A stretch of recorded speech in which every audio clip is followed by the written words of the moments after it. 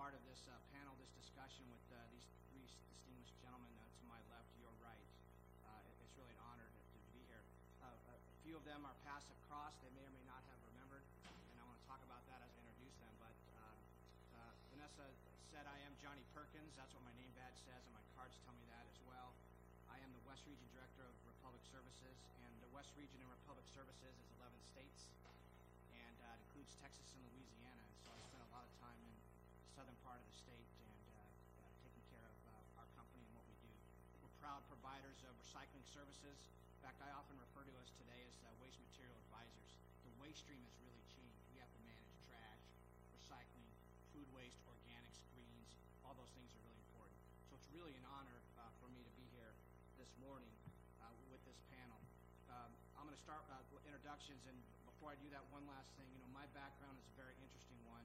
Prior to joining Republic Services, where I've been for 10 plus years now, I had the distinct pleasure of working for, and not to reveal my party affiliation, but the 41st President of the United States, and I also had the pleasure of dealing and working with two governors of California and an Attorney General who was a congressman up until a few years ago. So my background started in politics, somehow evolved into trash. I don't know if there's one and the same. It could be. You got to weigh that, and I'll let you just distinguish that. But I've certainly had the pleasure to represent Republic, and I'm honored to do that. The first introduction I want to make is John Coupal. He's the president of the Howard Jarvis Taxpayers Association, and my father, God bless him, who, by the way, I'm a UCLA graduate, so please don't hold that against me. But I have my UCLA socks on after the panel's done in celebration of our victory last night against Utah. But my father was a proud supporter of the 1979 property tax initiative, and until his death a few years ago, constantly reminded me how important that is. And John and that group has just done an incredible job with helping us as advocates and as taxpayers. And at Republic Services, our job is to create jobs. That's what we're all about. And one of the things we're discussing in the Nanny State panel, one of the things at Republic that kills us, the economy and jobs, is the state unfunded mandates. And I don't have to go into all that with this audience because you all maybe know those better, more or better than I do. But we're often subjected to unfunded mandates which either impact us, our customers, jobs, or the municipalities that we serve. So I know something that these gentlemen are going to get into. The next speaker I want to introduce is Richard Holober. He's the Executive Director of the Consumer Federation of California. So this is what's awesome about this panel. You got the trash guy. I'm not sure where I fit in, but then you've got the taxpayers advocate. Then you've got the consumers advocate, which is really cool all the way around to have that. And then the last gentleman, who also I've had the pleasure to work with, John Kabateck, who's the Executive Director for California of the National Federation of Independent Businesses. So now you got business represented, you got the consumer, the taxpayer, and then there's a trash guy trying to make sure everything's pulling together. So it's a real pleasure to be here. And with that, I'm going to ask each panel member, I'll start with John to my left, to give 2 or 3 minutes of a little bit of introduction about their association, but more importantly, what's their view on this nanny state, and how can we more collaboratively work together, because these aren't Republican and Democrat issues, these are jobs issues and people issues and economic issues. So, John. Yeah, thank you, Johnny. And you said there's a crossover between trash and politics. I think the origin of the word politics is poly means many and ticks means blood-sucking insect. And so that's the origin of that word for those of you who are wondering. It's a pleasure to be here. Thank you to Vika. Thank you for hosting this. California obviously has a very hostile tax and regulatory climate. And I don't think we can talk about the tax burden without talking about tax regulations. And I think we can't talk about tax regulations without looking at the overall tax burden. So I'm just going to spend a minute reminding all of us where California is in its overall tax burden, because we want to talk about regulations later. But our 9.3% tax bracket before Prop 30 started at $48,000 a year. We now have the highest income tax rate in America by far. We're 29% higher on our highest bracket than the second highest state, which is Hawaii. We're 21% higher than the second highest state, 34% higher than the third highest state, Oregon, and a heck of a lot higher than the rest, including, obviously, those states with whom many of you compete that have no income tax at all, like Texas and Florida. We have the highest income tax rates in America, highest state sales tax rates in America at 7.5%. Does not include the local add-ons. Corporate tax of 8.84%, the highest corporate tax west of the Mississippi. You're competing against companies, any of your competitors west of the Mississippi. You are already at a competitive disadvantage. We have the highest gas tax in America at 71 cents per gallon. And the response we sometimes hear is, yeah, but you guys have Prop 13. You have low property taxes. We don't. We rank 14th out of 50 states in per capita property tax collections. So I'm going to use that as a baseline before we start talking about regulations, and that is the overall tax burden is really hurting the state of California. Thank you. Thank you, John. Richard. Thank you very much. Can you hear me? Do I need the mic? Okay, thank you. Well, I appreciate the chance to be here, and let me start by saying that the Valley Industry and Commerce Association is a very well-respected, influential, statewide leader for business, and this organization does a great job representing your members and your point of view. So the Consumer Federation of California works for good, we think, fair and reasonable laws and regulations to provide some balance for consumers in a marketplace where, from our standpoint, there are many failures or many areas where consumer protection is not going to automatically be provided simply by the marketplace. And I think, we probably disagree on lots of things, but the question is whether, we recognize there's some place where we try to find a balance.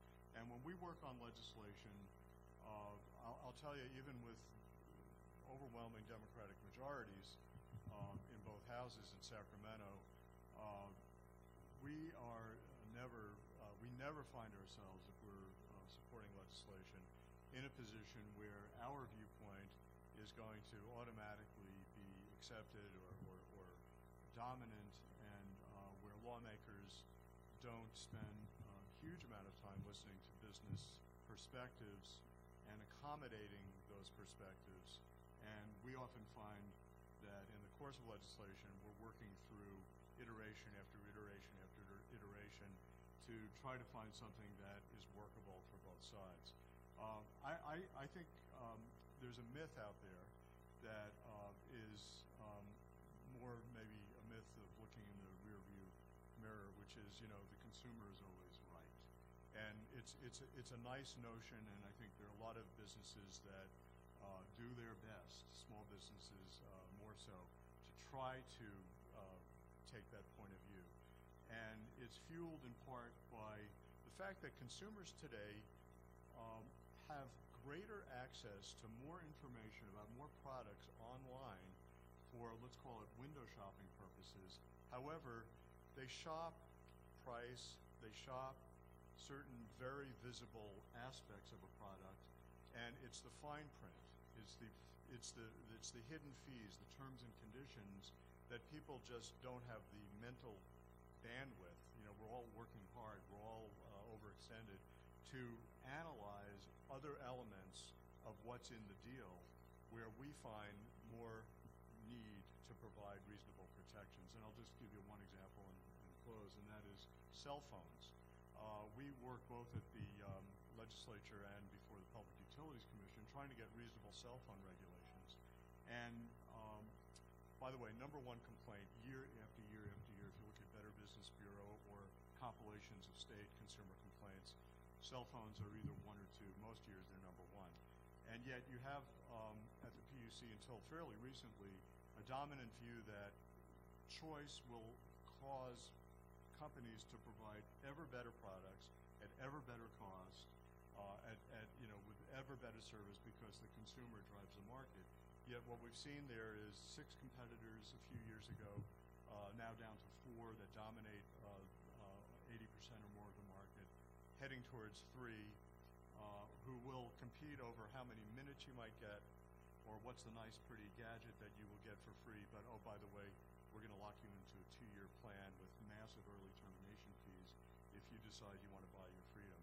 And that's just one example of the many sort of hidden fees or conditions that we feel are important to come up with fair and proper regulations. So we work on a lot of issues. That's one of many, including insurance regulation, fraud, privacy, which is a big issue and becoming probably the dominant issue in going forward in a lot of our work. Thank you. Thank you, Richard. I like this comment, consumers always right. Your public services are philosophy is the moment of decision. Customer first. So I agree with you. Moral business. All right, National Federation of Independent Business, Johnnie Kabateck. Thank you. That's a mouthful, isn't it? It wins you after you say it.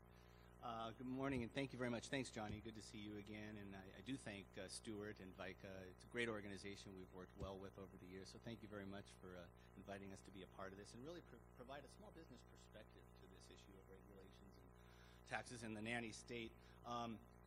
Again, just to give you an idea, if there's somebody who truly can appreciate bridging the gap between the business community and consumers, you're looking at him. Our organization represents about 23,000 small businesses in California, all privately held. We're a California-born organization.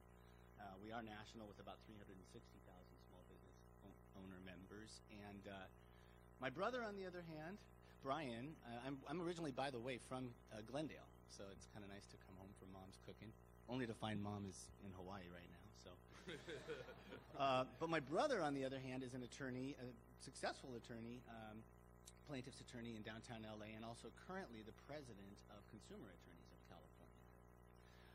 Yes, I am awaiting the DNA results. They're coming any day now.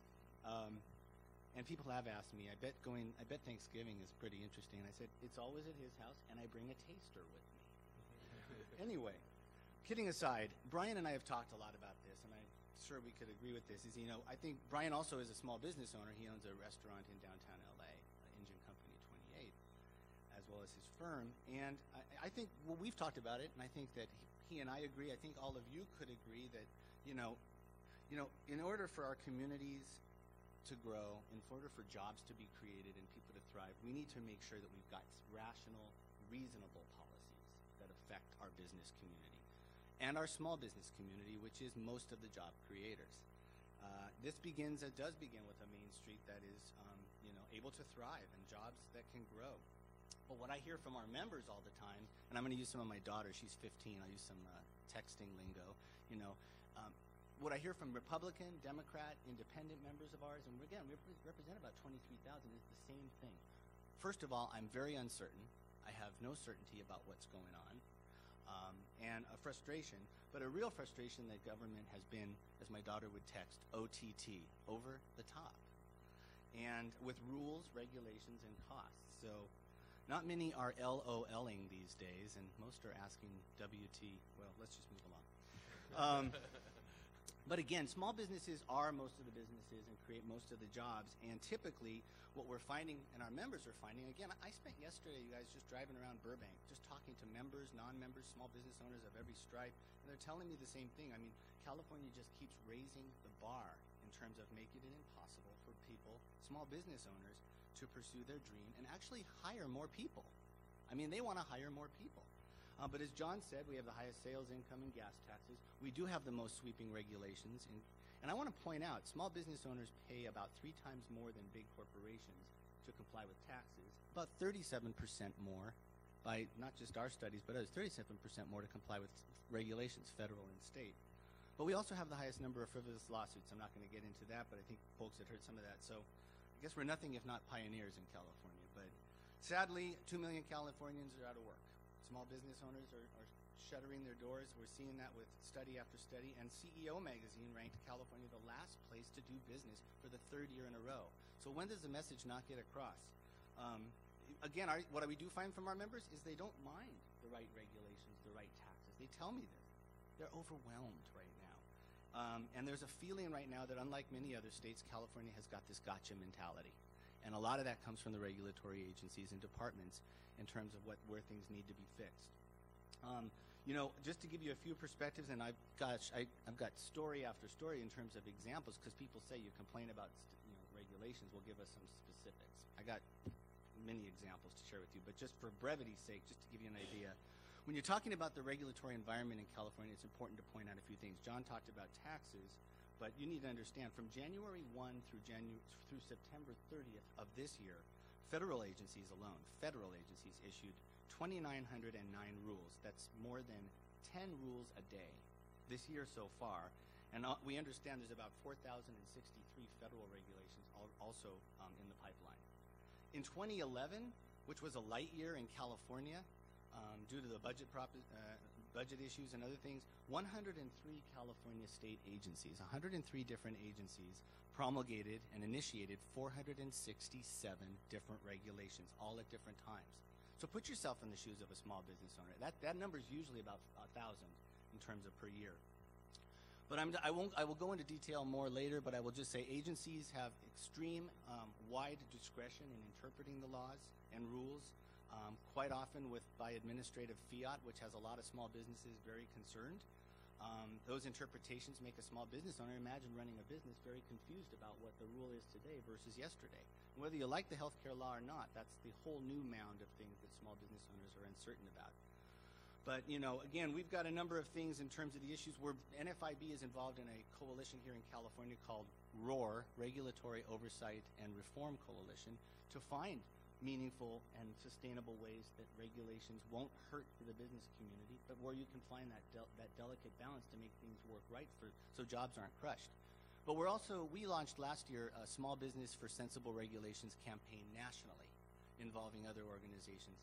And just in a nutshell, the things that we are looking at is, in terms of reform, is risk assessment, cost-benefit analysis, objective peer review, a judicial review, and making sure you're prioritizing compliance over enforcement. Enforcement is important to make sure people are compliant, but we do have that gotcha mentality in California. And my last comment is I went a couple years ago to talk to small business owners with a number of other folks, legislators and others, in Nevada. And they said from the minute we hit hammer to nail in Nevada, these were businesses that used to be in California. From the minute we hit hammer to nail, the state fire marshal, the water board, the air folks are calling us saying, how can we help you to make sure that works? Because as Senator Rod Wright said, who's from South Central LA, most elected leaders really need to understand when a small business owner is successful, whether that's taxes, regulations, government gets a piece of it, folks. But they don't understand. They are strangling small businesses in so many ways. Again, I've got examples, but I think the other final thing is we just need to make sure that any regulation is grounded in science and objectivity and done right with data instead of just arbitrary rules. So small businesses are uncertain. They just want some hope.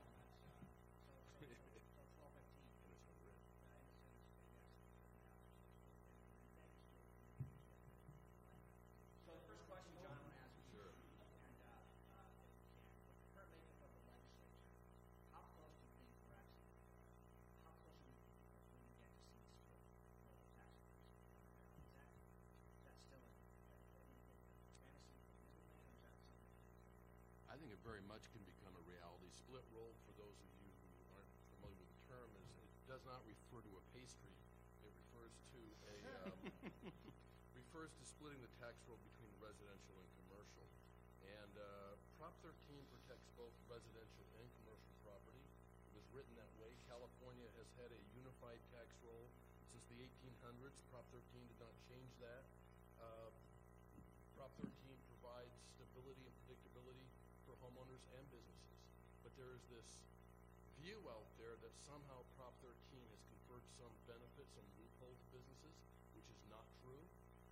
But the Prop 13 detractors believe that they can split off the business community, rob Prop 13's protections from business because they figure, well, homeowners don't really care.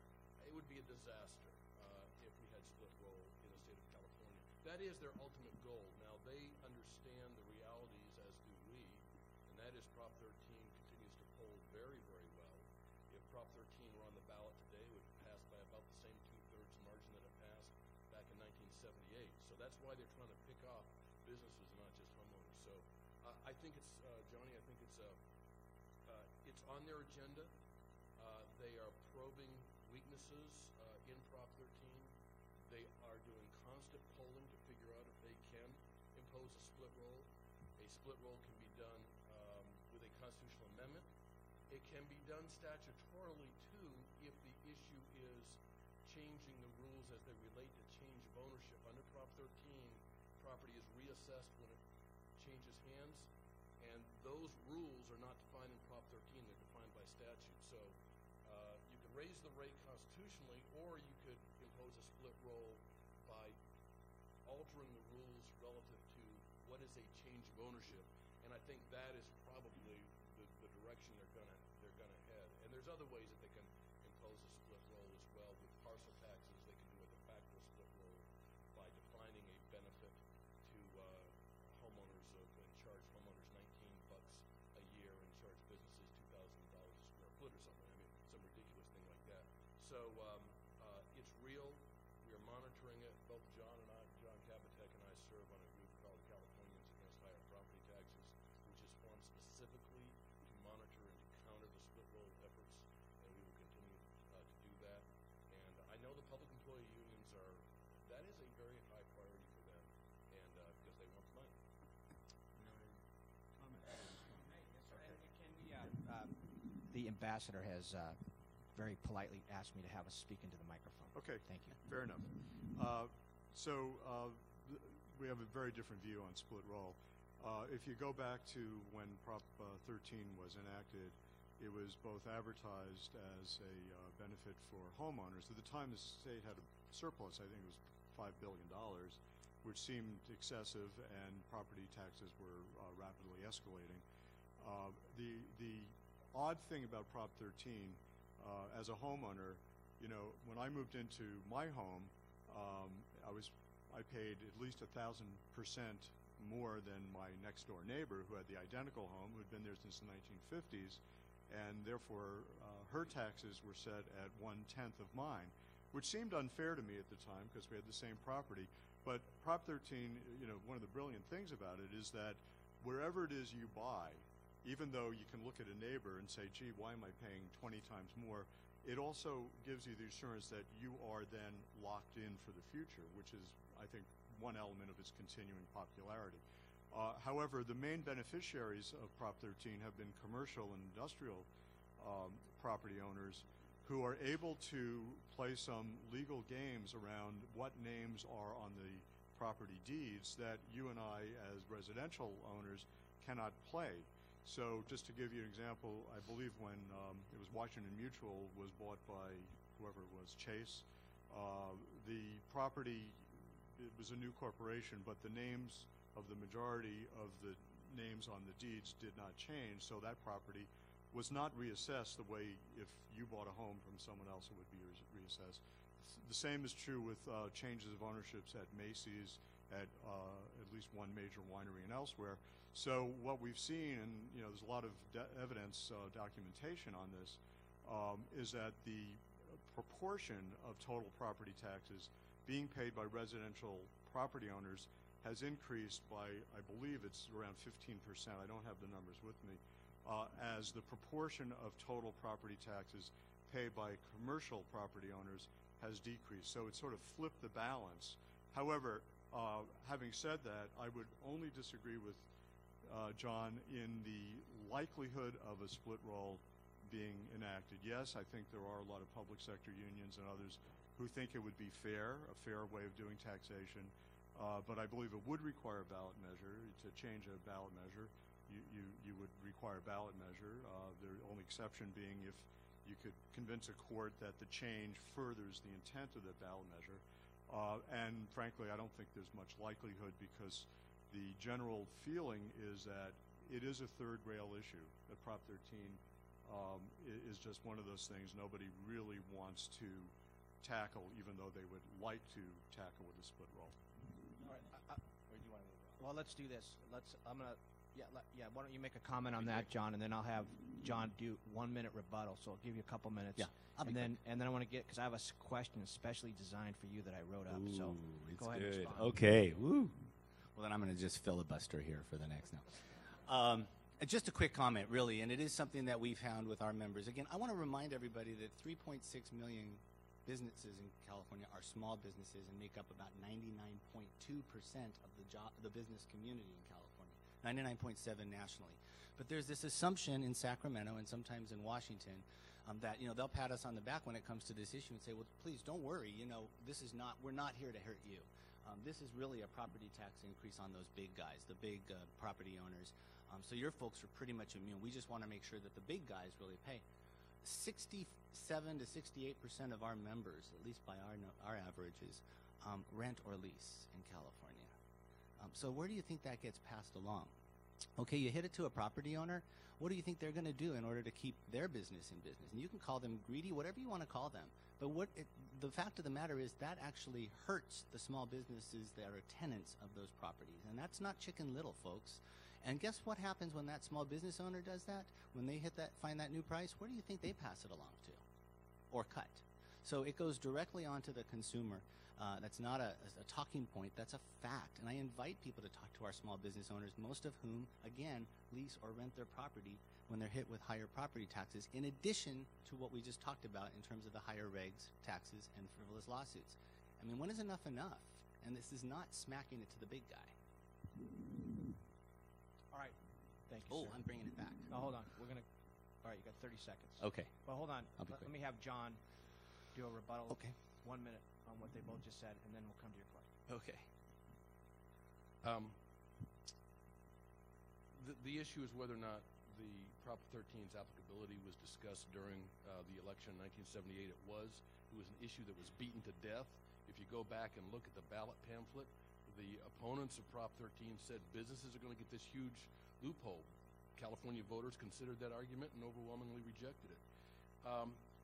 The issue, and it is not true that commercial property is now paying a grossly higher percentage than it used to of the total property tax pie because of Prop 13. For 25 years, those proportions were relatively the same between residential and commercial. We have seen a slight increase in the proportion of property taxes paid by residential, but that's been the result of loss of manufacturing in the state of California and land use issues. So it's a land use issue in terms of who is paying the property taxes in terms of residential versus commercial. A better judge as to whether or not Prop 13 has conferred a special benefit on commercial properties is to see within each class, residential or commercial, who is closer within that class to current value, the difference between market value and taxable value. And commercial property is taxed closer to market value than is residential property. So this notion that commercial properties have incurred a windfall because of the way Prop 13 works is just simply not true. All right. Thank you, John. All right, John Kabateck, this is especially written for you. Very recently, the governor signed some legislation that increased the minimum wage by 25% over the next 3 years. Mm-hmm. What do you believe is the impact to employees and employers with this increased enhancement in minimum wage? Well, I appreciate that. Again, what we find with that is we've actually got some specific data relative to that.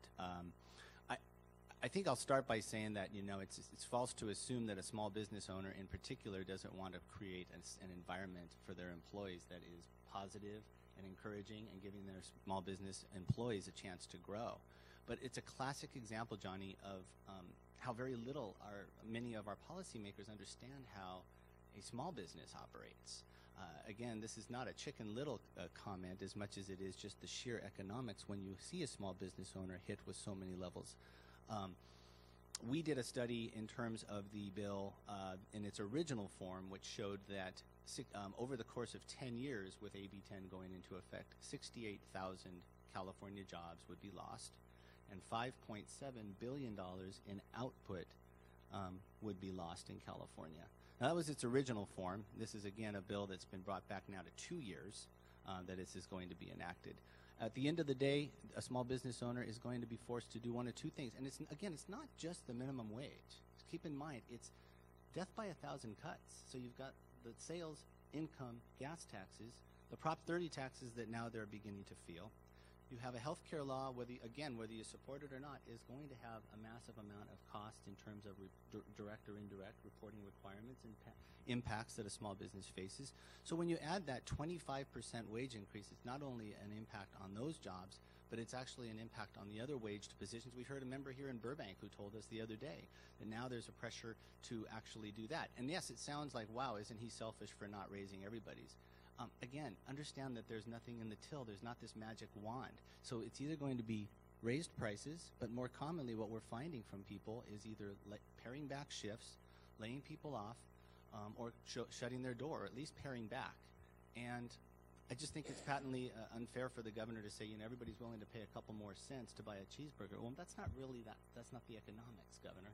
The economics is, with due respect, the economics is that most folks are going to have to pare back, and that's their extended family. So I think it's my last comment is I think it's sheer double standard for the governor and legislature to negotiate with the public employee unions. They wanted about an 18 to 20% wage raise about a month and a half ago, and the penny pinching legislators and elected officials said we can only cap it at 4.5% because the state cannot endure any more costs. But then to turn around a month later and raise the wage on private sector by 25%, by more than quintupling that, it's just double standard, and actually it's a slap in the face.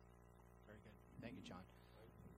Yes, you may. Okay, so this actually is a topic that I spent a couple of years of my life working on. I will confess I was with the California Labor Federation before I went to work for the Consumer Federation of California. So in 1995, I founded the Livable Wage Coalition and managed the statewide Proposition 210 campaign, which raised the minimum wage at that time by 35% over 2 years, and was deeply immersed in lots of debates, looked at all the research on, is this good, is this bad, and the only honest scholarly analysis of all the research would conclude that either the pro-raise or the anti-raise evidence of job impact was a small, tiny fraction of 1% of the workforce, smaller than the margin of error in all the surveys that were studied at that time. And in fact, there was a scholarly study done by two Princeton University economists that looked at two adjoining towns, one in one state that had raised the minimum wage, the other in the other state that had not, looked specifically at the restaurant industry, which would be one of the most impacted industry, where there was all this talk about job loss, and in fact they found there was job gain in the state that had raised the minimum wage. One reason being, when people have a little more change in their pocket, they go out and they buy food, they buy clothing, they spend that money. The other studies that I've seen generally look at two impacts. Very tiny, very, very tiny impact on inflation. And the state of California studied the impact of an earlier minimum wage increase in the same range as the one that the governor just signed, and estimated a one-time only 0.2% impact on inflation. The other conclusion was that businesses will pass along roughly 1/3 of that cost initially, absorb the rest, and then very slowly and gradually pass that on. So the real value question here is, we all know, you can't survive on $8 an hour in this society, especially since the bulk of minimum wage workers are not kids, earning a little spare change, but they're permanently invested in the workforce, and they have kids of their own to raise. And yeah, we know that there's always going to be some downside to anything that we think has an upside, but this is an overwhelming upside for California's economy and for very hardworking people that are playing by the rules and deserve a chance to, survive. Mr. Kabateck, do you want a 1-minute response? Sure. And I appreciate the reminding me of restaurants, because I did speak to a small business member of ours just this week in Los Angeles who owns a restaurant and said, this is a classic example of how little they understand how my business runs. And this is, again, why NFIB, why small business makes such a noise about this, because unlike a larger business, most of our, our folks, small business employees are the minimum wage employees. But many, if not a good number of them, are restaurant employees. And I just had this member of ours who's actually not exactly this conservative right-wing guy. He actually is an independent, but he said to me, we're just now giving a 25% raise to my average employee who's making $50 an hour in tips. So again, we've been talking about ways to reform the whole tipping process to make that fair, but look, our members understand that their employees are already being tipped $40, $50 an hour. These are the people who are getting a 25% wage raise. That's a sheer misappropriation of economics when you're talking about a small business. And that's a good number of small business minimum wage employees. And people forget to talk about that. All right, 30 seconds from John. Thank you. I think this law is just a direct assault on teenage employment in the state of California. We have the 5th worst unemployment in the nation. When you look at U6, which includes involuntary part-time, we're second worst at 18.3% unemployment. Again, the regulatory environment. California licenses 177 professions. The next closest is Connecticut with about 122, and the average is about 94. The regulatory burden, as John says, for small business is absolutely crushing. I'm a free market guy. I've never understood why the government should intrude itself into the willing seller of labor services, a potential employee, and a willing buyer of employment services, an employer. I mean, the government is just putting friction into that voluntary relationship. The government should not even be involved in it. Thank you. Thank you, John. All right, we're going to temporarily suspend my questions. I have a few more, but in order to engage the audience and the participants, I want to turn to all of you. But before I do that, which between questions I may throw a few tidbits out here and there, I want to acknowledge Vanessa Moppola, who actually introduced me this morning. Vanessa, as she mentioned, works for Republic Services. She is actually what I named her yesterday the Employee of the Month for September. She's done a fabulous job not only representing the company, but we're proud to be members of VICA. She's an integral part of our relationships with the organization, as well as the business community in the Sun Valley Division, which is in this market where she works. And real proud of Vanessa. She didn't know that I was going to say that. Also, she's getting married shortly, and I want to also congratulate her on that. So congratulations. And no, you can't say anything. Thank you. So let me open it up for a question. Yes, sir. If you could state your name, and then I'll repeat the question so we can get it on the camera.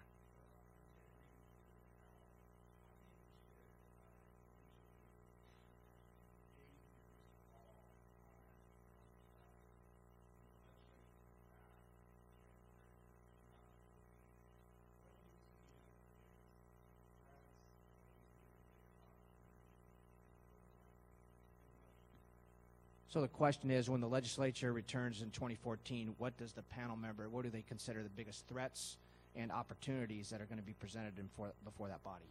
So we'll start with John Kabateck. Well, I would probably focus a little bit more on what do we think probably is going to be addressed that started to get some discussion this year and has for this past several years, and I would say that's probably both a threat and an opportunity depending on how it's played out, but probably more of a threat. Unemployment insurance, without going into a lot of detail, unemployment insurance, California's unemployment insurance fund is already at about $11 billion in the red. And not only the business community, but labor and others have obviously been having lots of discussions in the Capitol with the governor about how to solve that. Small business owners are already paying significant amounts through payroll tax and other things. This is going to be a bitter pill. And that's a good question, Ted, because I think that's going to be a bitter pill that every employer needs to be aware of, and talking to your benefits consultants and other attorneys now, as well as with the health care law coming into effect. That's going to be a big issue because the governor's made it clear we would we were hopeful to get some reforms this year. I think there was a discussion that it wasn't fully baked yet. There were things to still take consideration, but it's either going to be raising the payroll tax or taxable wage base, or both, a little bit of both. And the big question I know John Coupal often asks is, are there going to be reforms in there? We ask that as well. So UI, I think, is a big issue coming back that we're going to be looking at. We're certainly concerned about workers' comp. The Insurance Rating Bureau is looking to raise it by, I think, 3.4%, 4.3%. So I think it's 3.4. And then I would just say it's also just the those things I think are going to be big issues that you say threats or opportunities. It just depends on how that pie is baked and what's going to be in there. Richard. Sure. Well, I can talk about our issues, and they're maybe big for us, maybe not for many of the folks here. But we do a lot of work on consumer privacy, which is a growing area of concern, is overwhelming across the political spectrum, left to right, and across the income spectrum, high to low. People are increasingly unhappy with what appears to be both commercial as well as governmental intrusion into their privacy. So we have worked on lots of bills. We have been partially successful in getting the nation's best financial privacy law enacted many years ago over the resistance of the banks, and only literally the day before we and others were going to submit 600,000 ballot initiative signatures that would have put a very sweeping privacy initiative on the ballot. The banks knew that it polled at 90% and did not want that to happen and create a prairie fire, so we worked out a good compromise. We're currently working on some internet privacy issues, and there have been a number of bills introduced in the legislature that, in our opinion, really are ineffectual. And what we're looking at is better protection of our shopping behavior, so that when you have a deal with a whatever it is, internet or brick and mortar company, you provide information for the purpose of concluding that transaction. And to the extent they need to know things about you, they have the right to get that. To the extent it's for government compliance or law enforcement, they have the right to get that. But it shouldn't become a portal to then take that information for marketing, for sharing, for sale, for swapping, for profiling. So for us, that's a growing concern, what we're working on. I'll just mention one other item because it's going to be on the ballot next year, and I don't think it's a legislative issue, but there will be a ballot measure to extend Prop 103 type insurance rate regulation to private individual health insurance as well as very small business insurance plans. It polls very, very high. We know that the health insurance companies will spend tens of millions of dollars to oppose that. And in California, we actually have a very good model, Prop 103, which has held down what were one-time excessive auto and homeowners rates and has delivered tens of billions of dollars in savings to consumers while the insurers remain profitable. So I think with that example, this initiative will pass. John Coupal. One of the biggest threats we see coming from the legislature is, again, the fact that they're on the cusp of re-achieving a two-thirds vote in each house of the majority party, with, of course, that's the political party that our governor is a member of, and so that does not bode well for the business community. I think once they get the supermajority, there's nothing that they cannot ramrod through the legislative process. The one political process that the majority party does not control is the initiative process, and they're coming after that. There's 6 bills pending, and it's the one area that they don't control, and so expect to see a number of pieces of legislation severely restricting the people's right to use the initiative power, because that's already happening. The other thing that's coming, there's going to be at least 6 or 7 bills, proposed constitutional amendments which require a two-thirds vote in each house, which they now have, lowering the two-thirds vote requirement at the local level for various fees, charges, bonds, all kinds of things. We saw what happened when they broke through that barrier once before. Hundreds of billions of additional bonding authority that now property owners are now paying. And for anybody who says, well, the two-thirds vote, we don't need a two-thirds vote for protection against tax increases. Just remember that one definition of democracy is 2 wolves and a sheep voting on what's for dinner. Thank you, John. So I'm just going to take 30 seconds moderator privilege. The biggest threat to the waste industry is a piece of legislation that's going to mandate commercial organics recycling. So it's going to impact facilities like this hotel, restaurants. That is a big threat because there is not the proper infrastructure in place in this state, any place, to properly process green material and organics the way it should be done. So that's a threat. What's the opportunity? It's for me to have an opportunity to influence how this gets written, and it's going to be designed so it protects our customers, protects the business community, and protects the industry in general. But the bottom line is that legislation is coming. They're going to pass it. It's my job now on behalf of businesses, our customers, and the organization and our company to influence how that gets done so it protects jobs and doesn't kill jobs along the way. Yes, you had a question.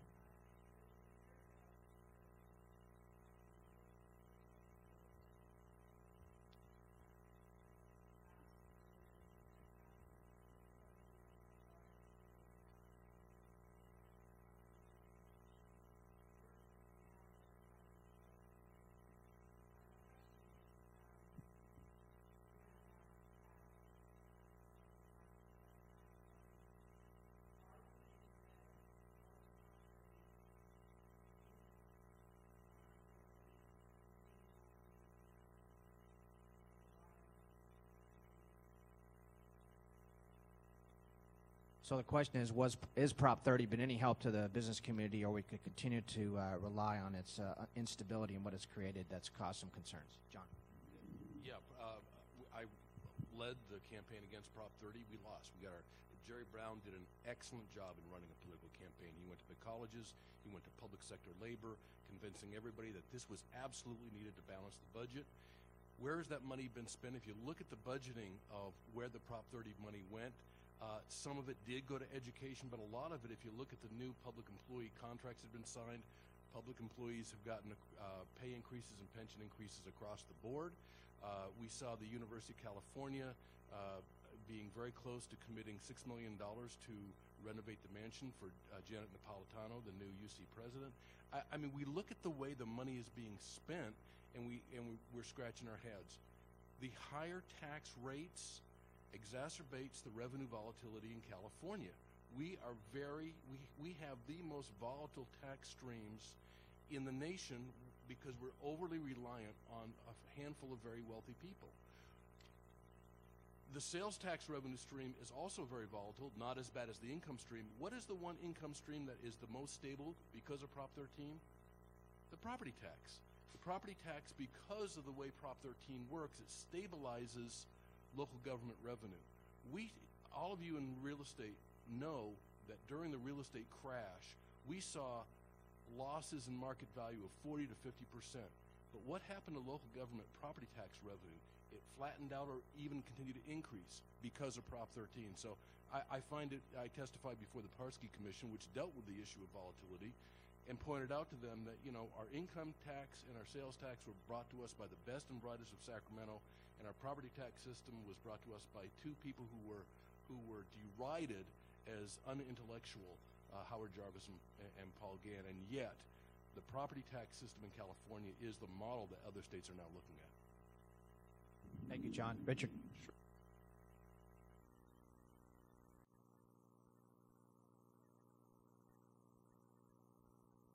Brightens the outlook for education funding in general.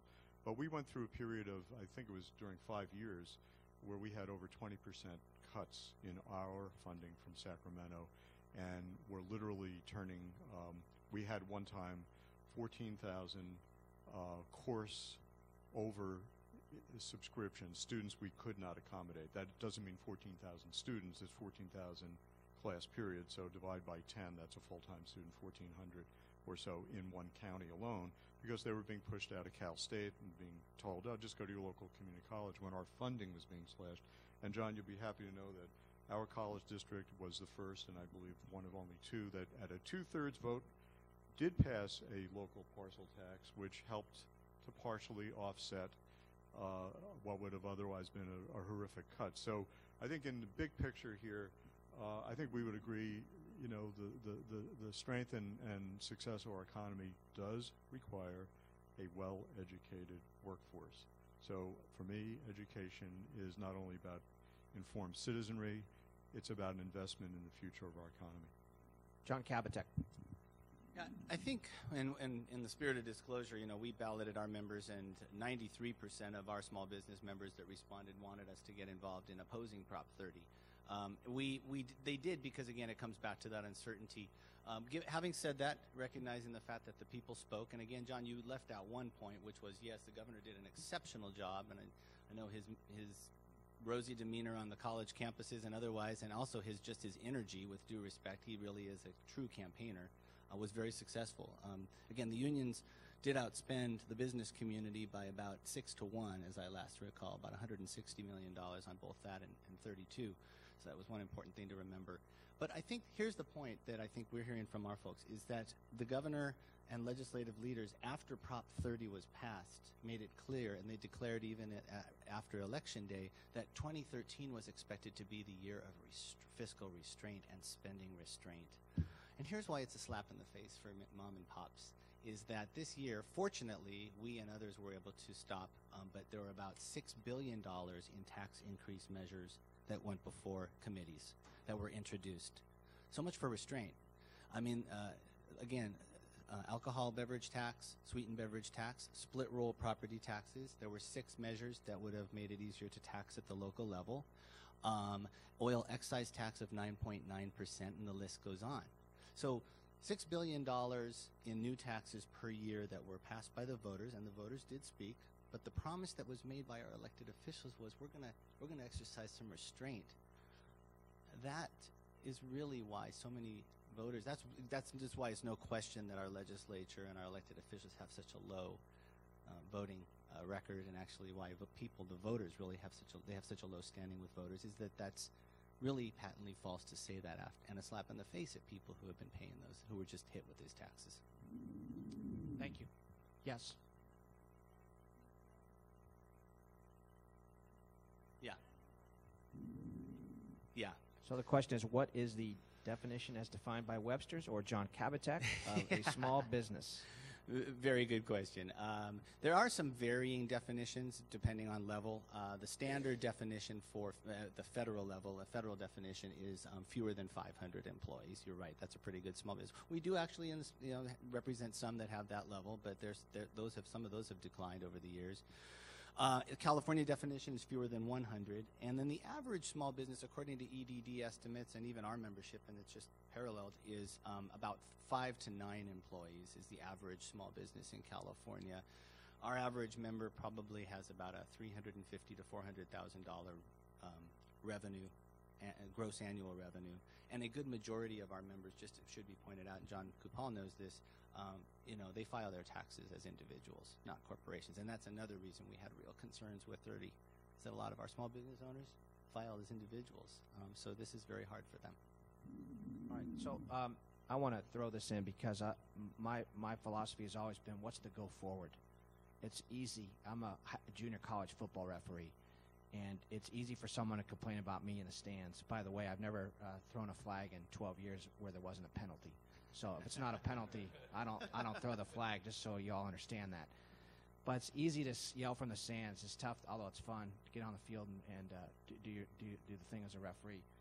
So as the go forward, I want to ask each member of this panel, in representing 11 states of the West Region for Republic and dealing with all the customers and municipalities and contracts and counties and cities, I see a distinct difference in 10 others versus California.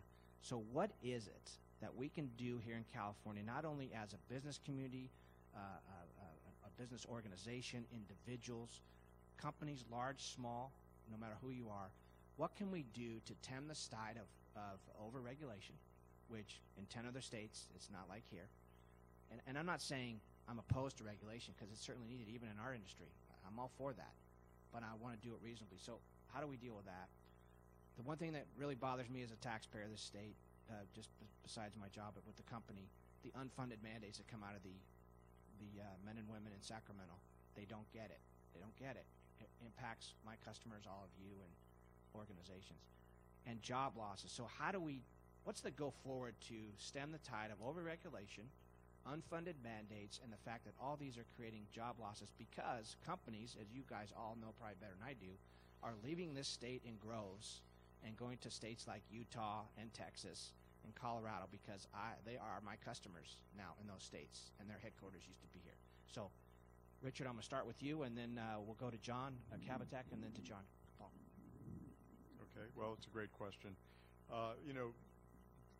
Many years ago, Justice Brandeis said that the states were the laboratories of democracy.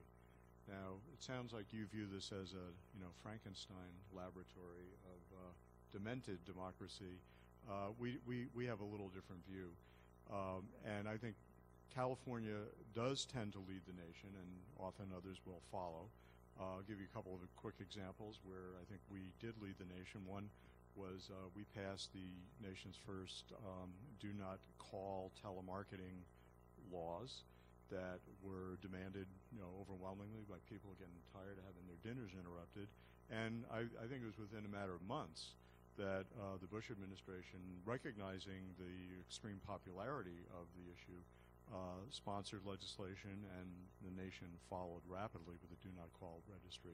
Another example, security breach notices. It was only because California enacted a law that required informing customers if 500 or more records were disclosed inadvertently or through other means, exposing your private personal financial information, you got notice. And because Californians got notice in a case involving tens of millions of national breaches that occurred nationally, lawmakers in other states said, hey, what about us? Why aren't we, our citizens, also being notified? And again, within a relatively brief period of time, I believe now 48 states have enacted a similar breach notice.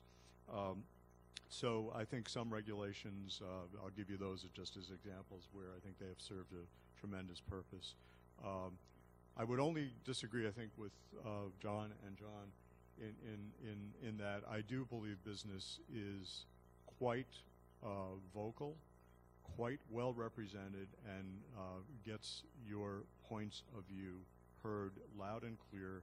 And even with close to supermajorities of Democrats, as the Democrats get bigger majorities, the type of Democrats who are getting elected start looking like folks that might have been Republicans a decade ago, because this is a blue state, so often that's the banner you need to run under in order to make the cut. So I don't share the sense of doom and gloom. I think California is a great state, and I'm sure there are reforms needed, but we have so many advantages. This is a place where a lot of the cutting-edge businesses are created and are growing, and then service industries will follow when there's a customer base to serve.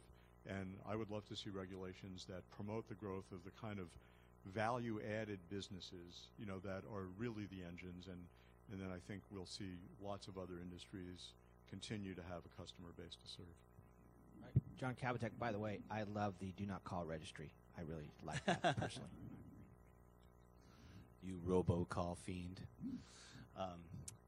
Well, I will tell you that as we are looking at this year, actually, I will say this. I know it has sounded kind of doom and gloom, and frankly, with good reason on a number of fronts for small businesses. But I will say one silver lining to this is we have in the past couple of years seen some reforms, bipartisan reforms, in terms of regulatory reform.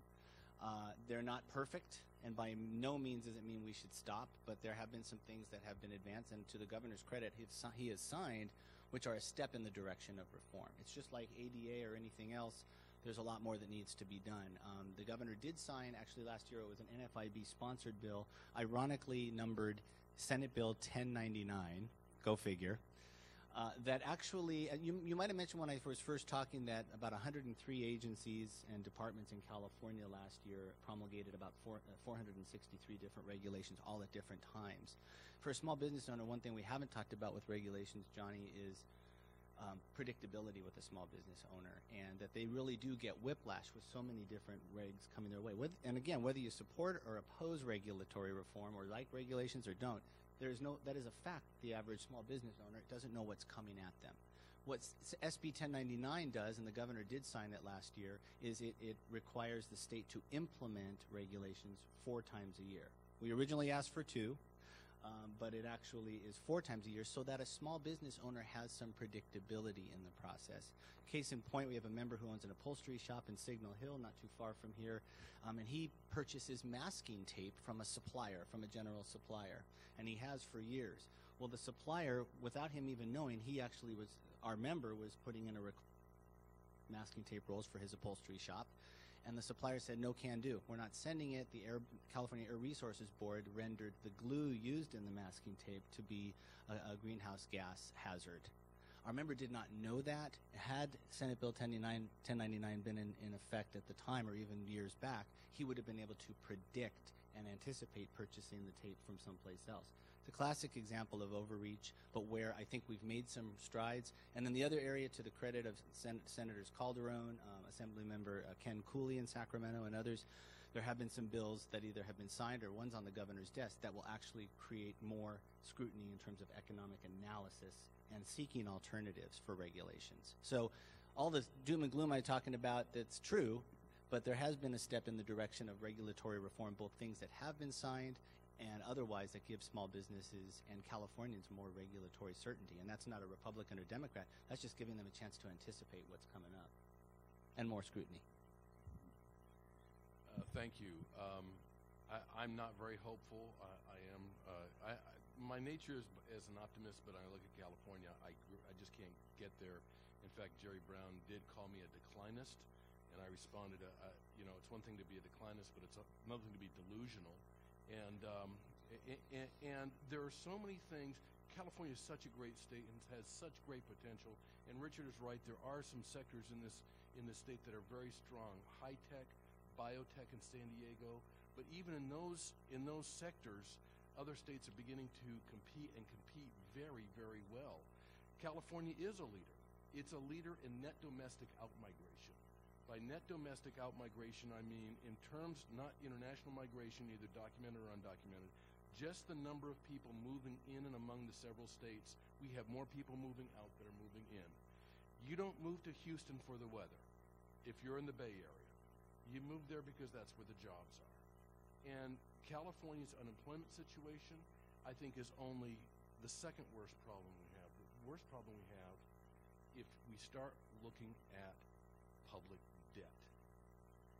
There are various metrics out there. Caltax just came out this week and said our public debt, including PERS, STIRS, GO bonds, and everything else, is north of $440 billion. Another study put it close to and over $1 trillion. Someone's going to have to pay that. Those are long-term financial obligations that just cannot be erased, and that's going to suck into the general fund of the state and every local government until that's resolved. And we will see more bankruptcies. Vallejo is not the only one. Stockton isn't the only one. We're going to see a lot more. I think L.A. is, if you look at the balance sheet of L.A. and the obligations, I don't see how they get out of it. I find it, for all this talk of regulation, I find it really odd, and this figure blew me away, that 40% of the city of Los Angeles' economy was underground. That's a huge percentage. That's totally unregulated. And however you feel about regulation, don't you want to bring people into the system, paying taxes, paying Social Security? But the tax and regulatory burden in Los Angeles is so bad that you've driven 40% of the economy totally underground, people being paid under the table. And that's just a bizarre situation. How do we message this? We are working on studies to make these comparisons between states that are relatively the same in terms of demographics and size. Comparing California and Texas in terms of economic development. Comparing Illinois and Indiana, again, similar. Virginia versus Maryland. Each of those pairings has one pro-growth state and one anti-growth state. And we know what's going to happen over the long term. Which states do better and which states don't. Thank you. Thank you, John. All right, we are at the been signaled by the head referee. We have 10 minutes left, a little bit less than that, so no flag, because remember, only flag if there's a penalty. We're going to start with John Kabateck. Give you guys 2 minutes. Richard will go to you, and then John Coupal will finish with you. Please limit your comments to 2 minutes. If you go over, I might have to toss the flag, but 2 minutes, and then last few minutes we'll have to take one more question if we have another question for the audience if there's time. So with that, John? All right, thank you. Regulations, there is a lot of opportunity to reform the regulatory process, as I said before. There's more scrutiny that's needed, more transparency involving the small business community and the stakeholders earlier on in the process. Had that been done, I think things like AB 32, cap and trade, things with the Department of Toxic Substances Control, and otherwise, a lot of issues could have been done right if you had invited the stakeholders to be involved earlier on. The other thing we need to stop in terms of, and we really need to fix as well, and this is probably back to the previous question, Johnny, that was asked, but is stopping this bounty hunter mentality. I think both Democrat and Republican legislators have found that agencies, departments, bureaucrats actually at those departments and agencies with very much administrative fiat can walk into businesses, and they're doing it often. Not unlike we found with a select number of attorneys with the ADA issue and Prop 65. We need to stop agencies and departments from doing that. We need to find a process that brings greater scrutiny to our regulatory process, both from the way it's written, making sure you're involving the right people, and stopping this mentality with special fund agencies of coming in and shaking down businesses, at least giving them a reasonable time to correct or a chance to be heard. But right now, it's a money grab that we need to fix, and we need to make sure small businesses are heard. And that is the issue I think we're finding right now with most small businesses, is they don't have a problem with regulatory issues to a degree, taxes to a degree, and even, of course, abiding by the law. But they feel overwhelmed time and again, and they feel like they're being singled out because they are the most vulnerable, unlike a larger business. So we're looking forward to more reforms, and we think we can get some bipartisan on those fronts, but we'll just wait and see. Next year's an election year. Well, thanks for having me on this panel. I really enjoyed it. And, just a couple of thoughts here. One, if you look at the question of the business climate, I would suggest you look at a study done by the Public Policy Institute of California that surveyed many different surveys of the business climate in California compared to other states. And you'll find they are all over the map, from the worst to one of the best places to do business. And it depends on what you are looking at in your factors of business climate. Taxes would be one thing that would lead folks to say it is not a business-friendly state, but you look at many other advantages we have in California. There's a reason this state is a magnet for the kind of technology jobs and other jobs that are driving not only our economy, the nation, and the world's economy. And I think that has to do with quality of life, the desirability of what kind of state this is. And one element of the desirability is a sense of fairness, a sense of reasonable balance between marketplace forces and forces of fairness or equity. I'm an optimist. I will tell you that all the laws and regulations that we work on are heavily lobbied by many different forces, and just like the two other panelists here, we find that we are on defense much more often than on offense, trying to either craft or hold on to what we consider to be fair regulations. The one trend that I think will be discussed more in the public domain is the shift from a consumer looking at price, and it's easier and easier and easier to kind of go online and do window shopping, versus the fees, the terms, the conditions, the hidden gotchas, which more and more for many big businesses is becoming the model for their profitability. Banks, which are federally regulated, are a prime example where they used to make money by borrowing at by savings accounts. They give you a certain rate, and then they lend the money at a different rate. As those spreads have dropped, they're making almost all their money on fees, many of which are considered to be unfair. So that creates new need for regulation, and that is true in industry after industry, where what we're trying to do is figure out how consumers can avoid these kind of gotcha, unfair, terms and conditions, fees, and other hidden kinds of effects that affect their ability to make the right choices. Thank you. There's an entire area that we didn't address that has to do with regulation and in the area of taxes, and that is the cost of tax compliance. The cost of tax compliance in California is very hard because the rules, the regulations are so complex, and our tax agencies, the FTB and the BOE, are not exactly user-friendly. And that is why the Commission on State Taxation, again, California is a leader. We rank dead last in tax administration, the business of collecting taxes, because it's confusing, because taxpayers are not afforded the rights that they are in other states. Let me give you one example. One of the metrics by which cost the Commission on State Taxation measures a good tax agency is whether or not there's reasonably defined procedures for filing tax returns. There's this CAL FIRE fee out there that some of you who own rural property, the regulations are so Byzantine, we've filed a class action lawsuit, and we have advised anybody, the 800,000 property owners, to submit the claims for refunds to 3 different agencies because the law and the regulations are so unclear, it is not even clear who you're supposed to file the claim for refund with. So then they say, why are we having to submit these claims for refund to 3 different agencies? And we have to respond because the regulations are so unclear. If you screw it up, you're going to get denied. That is, however you feel about that particular tax, it's not the issue. The issue is California not only burdens Californians with high taxes, they burden Californians with Byzantine regulations that are impossible to follow. Well, oddly enough, the clock says 00. I want to thank VICA for their continued leadership in the business community. I want to thank John Kabateck, California Executive Director of the National Federation of Independent Businesses. John, appreciate it. Good to see you again. Richard Holober, the Executive Director of the Consumer Federation of California. Richard, thank you for your time. Learned quite a bit from you. And John Coupal, always a pleasure, President of the Howard Jarvis Taxpayers Association. In closing, I think this panel, instead of the Nanny State, should have been called the taxpayer, the consumer, the businessman, and the trash guy. With that, thank you very much.